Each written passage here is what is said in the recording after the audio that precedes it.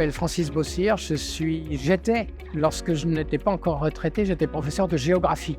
Et là, je fais partie de l'équipe de la Commission nationale du débat public qui est impliquée dans ce nouveau débat.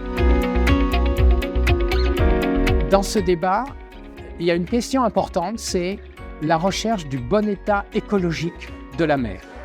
Le bon état écologique de la mer, ça pose la question de l'écosystème marin.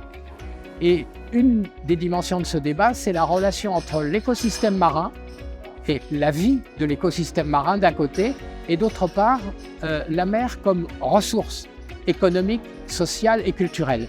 Et c'est cette relation entre les deux qui est aussi un élément important du débat. Les personnalités géographiques, j'ai envie d'employer cette expression, de ces quatre façades sont différentes. Et donc il y a des enjeux différents de façade à façade. Ici, pour la Normandie et les Hauts-de-France, on a une mer très occupée. Et la question, c'est donc à la fois d'isoler des secteurs qui doivent être préservés sur le plan écologique et d'autre part de trouver des secteurs qui pourront accueillir l'énergie dans la mer. Je pense qu'on est dans la réponse à une question qui a été réclamée par tous les publics de tous les débats précédents, c'est de pouvoir faire une planification de la mer à la bonne échelle, c'est-à-dire à une bonne échelle spatiale, c'est toute la mer, toutes les façades littorales de France, et puis d'autre part, avec une longue portée de temps. Et de ce fait, on ne peut pas planifier petit bout par petit bout.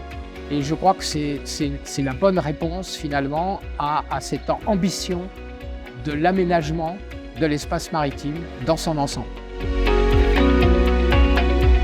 Ce débat public, il est lancé au moment où on a deux stratégies nationales qui sont en cours d'élaboration ou qui ont déjà été décidées. Il y a la stratégie nationale énergie, climat et bas carbone, deux stratégies nationales qui portent sur l'énergie, sur le renouvelable, sur l'avenir énergétique de la France.